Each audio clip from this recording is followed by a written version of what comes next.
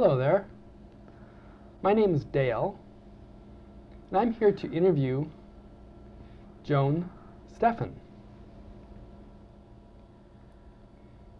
She has come to share her experiences with her program working with deaf refugees. I think it was DREP or something like that, which means the Deaf Refugee Education Program. I'm really pleased that she is here, and perhaps this will allow us to understand a little bit more about the refugee program. I'm sure she's willing to share her wealth of experience with us so we can learn why this program was established. I'm really glad to be here. And yes, it's been a real thrill and an honor and a challenge for me to be working with those individuals that I've been working with for the last 10 years. You said DREP. Now that name was changed as of 2 years ago in 1994 when our financial support ran out. We are no longer financed through the federal government. We were only able to obtain funding through the St. Paul Public Schools Community Education. The name is now Deaf and Hard of Hearing Services as part of the Hub's Center for Lifelong Learning, which is located at 1030 University Avenue in St. Paul. You said that this program was set up about 10 years ago? The DREP program, where was it initially established before you moved to the current location?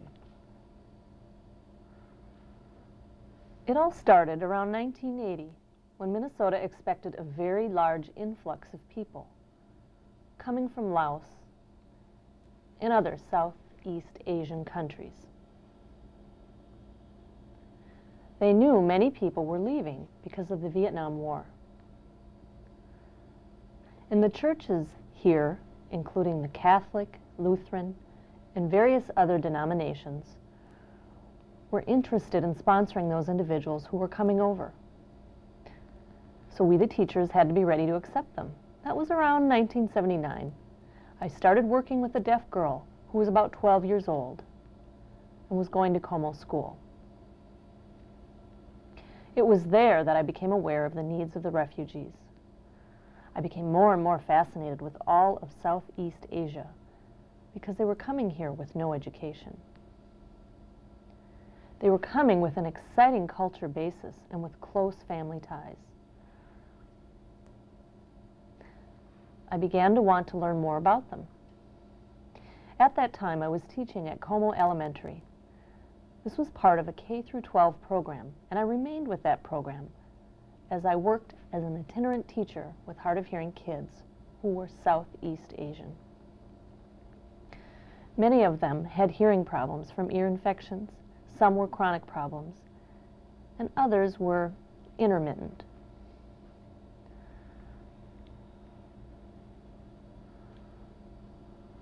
You made reference to their hearing. Maybe this is a naive question, but coming here to America from an Asian country, you're dealing with a different language, and there's a vast difference between the two languages. How was it determined that they were deaf, and not that they just couldn't speak the language? How was this determination made?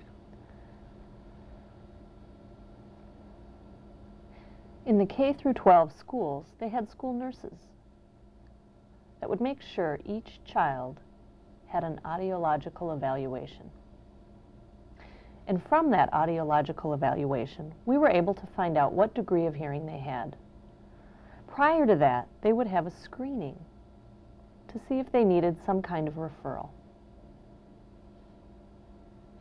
And also the screening may be scheduled because the classroom teacher may realize that the child is not talking, and perhaps that they were not hearing either, and suspected some kind of hearing loss. But if a person, child or adult, were obviously using hand gestures and not using their voice, and were unable to communicate in their own language, it was apparent that there was a very different need. And that person would need to be checked to see if they were deaf or hard of hearing. More often than not, that kind of person would end up in our program and not really adult education.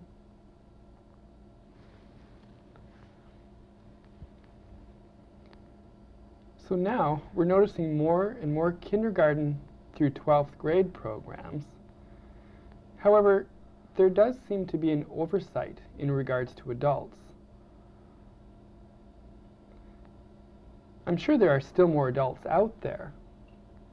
Children are able to be recognized right away within the system, but the adults do get missed.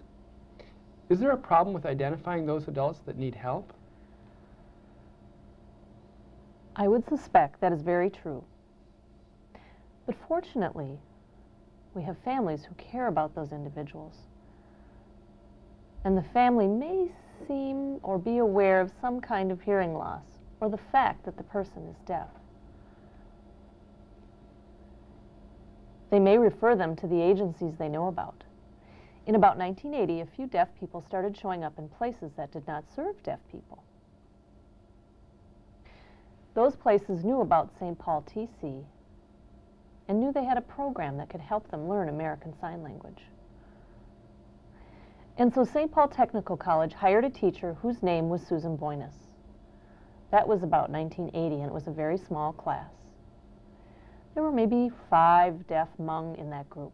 Those people started learning American Sign Language. They continued using their native sign language, including mime, as that was the language that the family would use. When talking to Americans, they would use American Sign Language, so they were actually using both modalities. It's amazing how these people were identified and the willingness that was there to help them. If they were not given the opportunity by St. Paul TVI, or Technical Vocational Institute as it was called then, no, it's technical college, who knows what would have happened to them. I remember when I worked with people in counseling, I had clients come to me from different countries. For example, Hmong, Laos, Vietnam.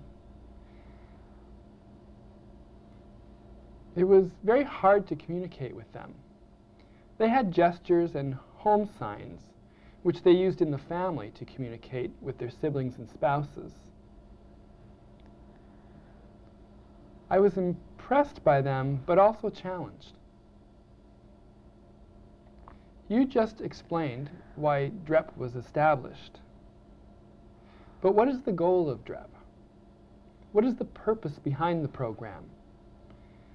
To encourage learning, to make that transition in their life from their former country to life in America, to assist in that transition?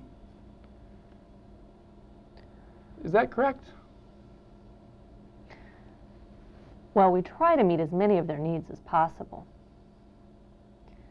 Unfortunately, we can't meet all their needs.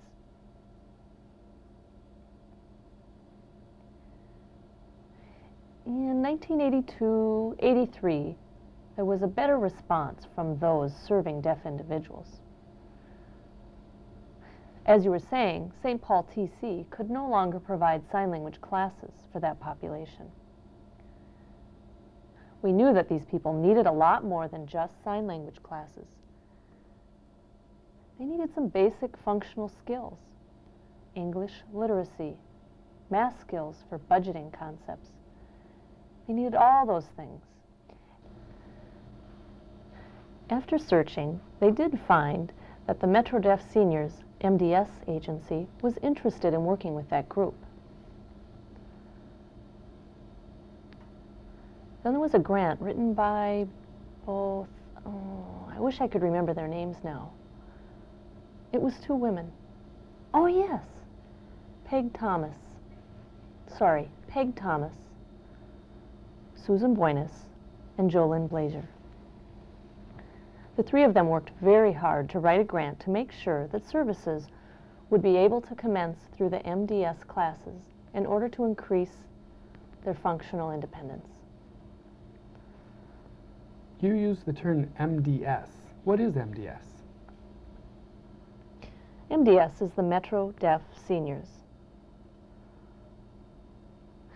At that time, they were very active. But nowadays they are not as active, which is very unfortunate. They help so many individuals, including our refugees. Was it more like foster grandparents helping to take care of and to teach and train them on a more fun and interactive basis? Yes, that's right. They were wonderful. They were caring. They were curious about their backgrounds. And they supported their ongoing sign language acquisition.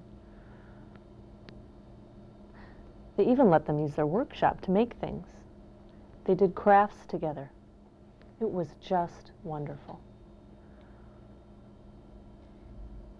You mentioned crafts.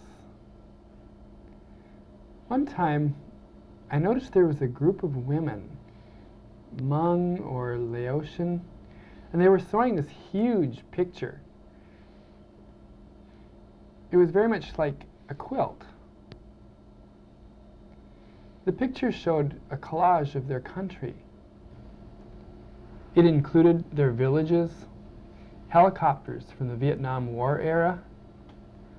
There was also one of people standing and working in the rice fields. And there were other farm scenes, such as a picture of a cow. It was just amazing the skill that was involved. So when you mentioned crafts, I made that connection. I was extremely impressed by that work of art. Yes, crafts are a big part in the attempt to service these people. These people were not idle in their former countries. They were hard-working farmers. During downtime, they would work on basket weaving, building things, or the women would sew. So why can't they continue those skills here? When they first arrived, they had no money to buy materials and were unable to work. They weren't ready for employment. People were not trying to encourage them. We thought it would be best to incorporate their crafts while simultaneously learning American Sign Language, English, and money skills. I'm wondering, when they came here to settle and to begin their new lives, did you notice any negative aspects that may have impacted their lives? Has it been an easy transition? Or have they been resistant? And perhaps are still struggling with life in America? What has been your experience with that? After MDS, they gave the program to the St. Paul schools. That was when it really hit me. You need to serve these people holistically. You can't just provide a class for them and expect that everything is going to be just fine. We recognized that we would have to work with the families as well. That was in 1987 when the St. Paul schools started working with them. They provided case management, and we had people on staff who could communicate through both spoken and written Hmong. Sometimes, if there were other cultures other than Hmong, such as Spanish, Romanian, or Polish, we would have to seek out people who could provide the linguistic connection and interpret.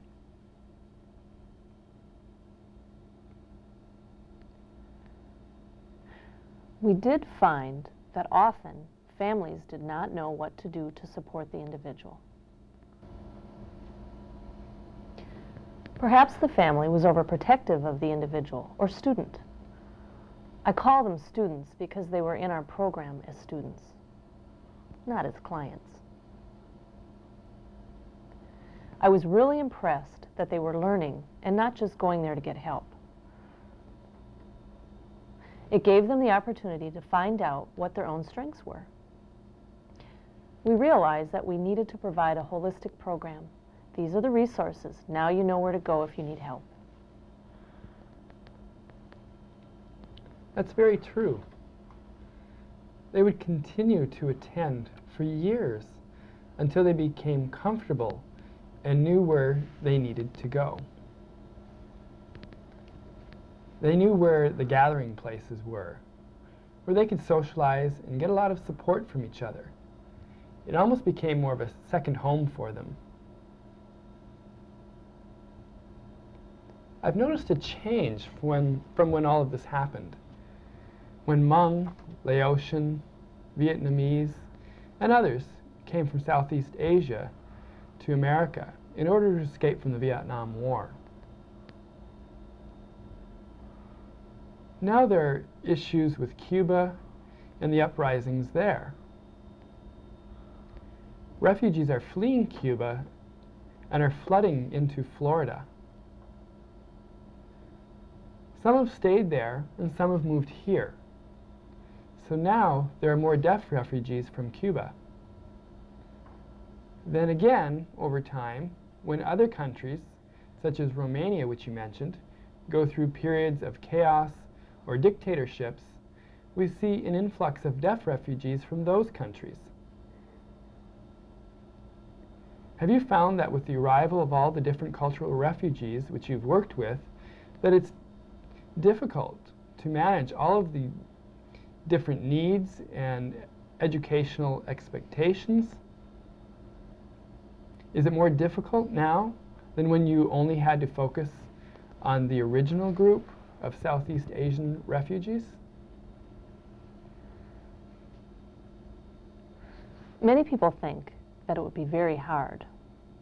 However, it really is a wonderful challenge. I think Southeast Asians need to know that they are not alone in the changes they have needed to make in their lives. They needed to escape from an awful life situation. It is good for them to see others who've had the same experiences related to war and other conflicts. Because of those traumatic situations, there is a bond that forms between them. They may have both suffered from starvation, lost family, or have seen a great number of deaths. Of course, there are those who have more education, such as those from Europe. They tend to have more education. They are therefore able to go through the educational training process quicker. But people from Southeast Asia typically have had no prior education and no support system. Although they may have seen another deaf person, they still have a harder time and a longer adjustment. Okay. I think I more clearly understand about the classes and the school program and how you determine what their needs are. It's amazing how the times have changed over the years and services have improved. There are many more resources available and programs established to provide the assistance and understanding to meet the needs of these diverse cultural groups. There's also greater access to communication, which allows them to feel that they can live their life here and that things are much better. I would like to thank you, Joan. It was really a wonderful experience having you here to share with us. We'd like to continue learning more about what your refugee program is all about and how you've helped the community, about services, agencies, and individuals who are still in the learning process, and to understand your program. I really appreciate and look forward to the opportunity for all agencies to work together. There are agencies, such as DRS and the RSC, who have helped us tremendously. I look forward to more opportunities to work together on behalf of our deaf refugee students. Thank you for this opportunity. Thank you, Joan. And thank you for joining us and learning from Joan. It was wonderful to have her here with us.